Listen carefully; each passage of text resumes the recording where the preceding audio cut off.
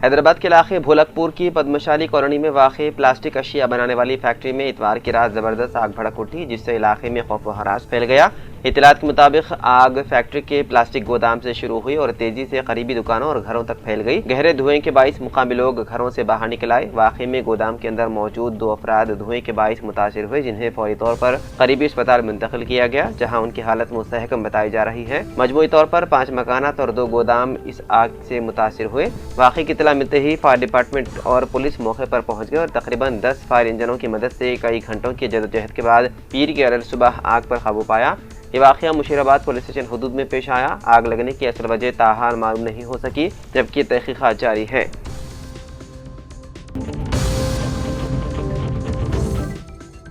तेलंगाना के जिले मेदक में एक अफसोसनाक वाक़या पेश आया, जहाँ एक 10 साला बच्चे ने बैटरी के तजुर्बे के दौरान अपने हाथ की 3 उंगलियां खो दी। यह हादसा शिवमपेट मंडल में पेश आया। इत्तलात के मुताबिक मुतासरा बच्चा शिवा तेजा ने स्टेशनरी दुकान से 9 वोल्ट बैटरियां खरीदी। जब बैटरियों की चार्जिंग खत्म हो गई तो उसने उन्हें डायरेक्ट करंट के बजाय अल्टरनेटिव करंट से चार्ज करने की कोशिश की, जिसके नतीजे में जोरदार धमाका हुआ। धमाके के बाइस बच्चे की 3 उंगलियां शदीद मुतासिर हुई। अहले खाना ने फौरी उसे हैदराबाद के खानगी अस्पताल ले गए, जहां उसका इलाज जारी है। पुलिस के मुताबिक ये वाक़या दोपहर तकरीबन 1 बजे से 2 बजे के दरमियान पेश आया। ताहम ताहाल कोई बाज़ाब्ता शिकायत दर्ज नहीं कराई गई। माहिरीन के मुताबिक बैटरियों के साथ इस तरह की तजुर्बात इंतहाई खतरनाक होते हैं, खासतौर पर जब उन्हें गलत तरीके से चार्ज किया जाए। इसलिए बच्चों को इस तरह के कामों से दूर रखना चाहिए।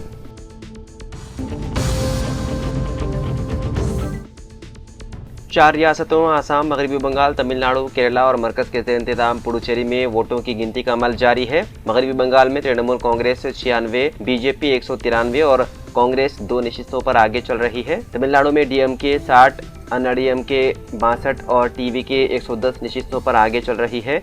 आसाम में बीजेपी 98 और कांग्रेस 26 और केरला में एलडीएफ 37, यूडीएफ 87 और एनडीए 1 पर आगे चल रही है। पुडुचेरी में एनडीए 15 यूपीए पर आगे चल रही है। आसाम, केरला और पुडुचेरी में एक ही मरहले में इंतखाबात 9 अप्रैल को हुए, तो तमिलनाडु और मगरबी बंगाल में पहले मरहले के इंतखाबात 23 अप्रैल को हुए। 4 रियासतों और मरकज़ के ज़ेर इंतज़ाम एक इलाके की जुमला 823 नशिस्तों पर हक़ राय दहिंदगान ने अपना फैसला ईवीएम में महफूज कर दिया था। जैसे जैसे वक्त आगे गुजरेगा, इम्कान है कि आज शाम तक चारों रियासतों की सूरत हाल वाज़ेह हो जाएगी।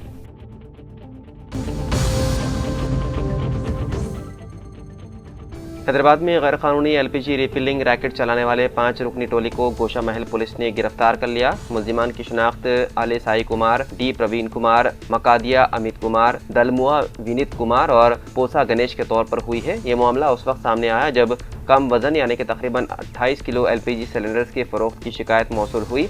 पुलिस ने शिकायत की बुनियाद पर एक गैर कानूनी मरकज़ पर छापा मारा, जहां ये गिरोह छोटे और कमर्शियल सिलेंडर्स में गैर कानूनी तौर पर गैस रिफिलिंग कर रहा था। इस अमल से न सिर्फ लोगों को धोखा दिया जा रहा था, बल्कि इंसानी जानों को भी शदीद खतरा लाहक था। पुलिस ने मुल्जिमान के खिलाफ मुख्तलिफ दफात के तहत मुकदमा दर्ज कर लिया, जिनमें धोखाधही, आतिशगीर मवाद के साथ लापरवाही और इंसानी जान को खतरे में डालने जैसे जराइम शामिल हैं।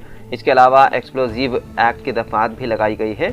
पुलिस मजीद तहकीकात कर रही है ताकि इस रैकेट के दीगर मुमकिन रवाबित का भी पता लगाया जा सके।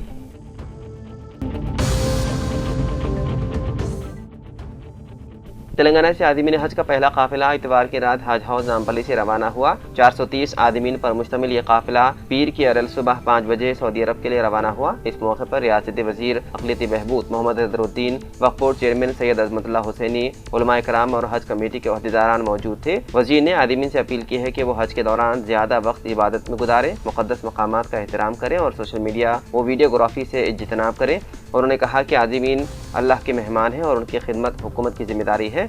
रवानगी के दौरान जज्बाती मनाज़िर देखने में आए जब अहले खाना ने अश्कबार आंखों से अपने प्यारों को अलविदा किया और दुआ की दरख्वास्त की। इंतजामिया ने एम्बारगेशन पॉइंट पर बेहतर इंतजाम किए हैं। हज परवाज़ों का सिलसिला जारी रहेगा। दूसरी फ्लाइट पीर को जबकि तीसरी फ्लाइट उसी दिन शाम को रवाना होगी। मजमूई तौर पर 430 आदमीन इब्तिदाई मरहले में रवाना हो रहे हैं, जबकि इस साल हैदराबाद एम्बारगेशन पॉइंट से तकरीबन 9,960 आदमीन हज अदा करेंगे।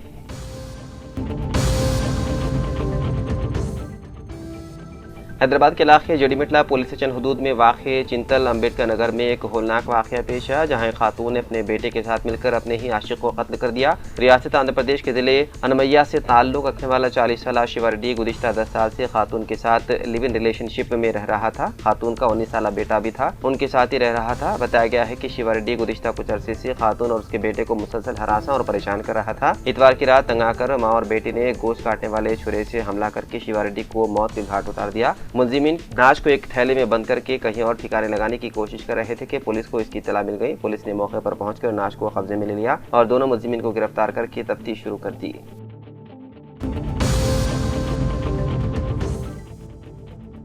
तेलंगाना के वजीर सेहत दामोदर राज नरसिम्हा ने कहा कि उस्मानिया जनरल अस्पताल कॉम्प्लेक्स की तामीर का काम गोशा महल में तेजी से जारी है और हुकूमत ने साल 2027 के अख्तिताम तक कॉम्प्लेक्स की तकमील का निशाना मुकर्रर किया है। उन्होंने कहा कि आवाम के लिए इंतहाई असरी सहूलतों के साथ हॉस्पिटल की नई इमारत तामीर की जा रही है, जिसमें असरी टेक्नोलॉजी के अलावा बेहतर इंफ्रास्ट्रक्चर की सहूलतें रहेंगी। वजीर सेहत के मुताबिक मरीजों को बेहतर तिब्बी सहूलतों की फराहमी हुकूमत का बुनियादी मकसद है और डॉक्टर्स के अलावा हेल्थ केयर स्टाफ के लिए बेहतर सहूलतें हासिल रहेंगी। रियासत के मुख्तलिफ अदला के अलावा दीगर रियासतों से मरीज उस्मानिया अस्पताल रुजू होते हैं। उस्मानिया मेडिकल कॉलेज की ग्रेजुएशन डे तकरीब से खिताब करते हुए दामोदर राज नरसिम्हा ने ग्रेजुएट्स को मुबारकबाद पेश की और कहा कि तिब एक इंतहाई मोतबर और आवाम के लिए काबिल भरोसा पेशा है। इस पेशे को इख्तियार करते हुए कमर्शियल बुनियादों की बजाय इंसानी हमदर्दी की बुनियाद पर गरीबों का इलाज किया जा सकता है। गवर्नर शिव प्रताप शुक्ला ने तलबा में डिग्री तकसीम की। Vice chancellor Kaloji Narayana Rao health university doctor Ramesh Reddy, director medical education Narendra Kumar और principal Osmania medical college Rajarao भी मौजूद थे।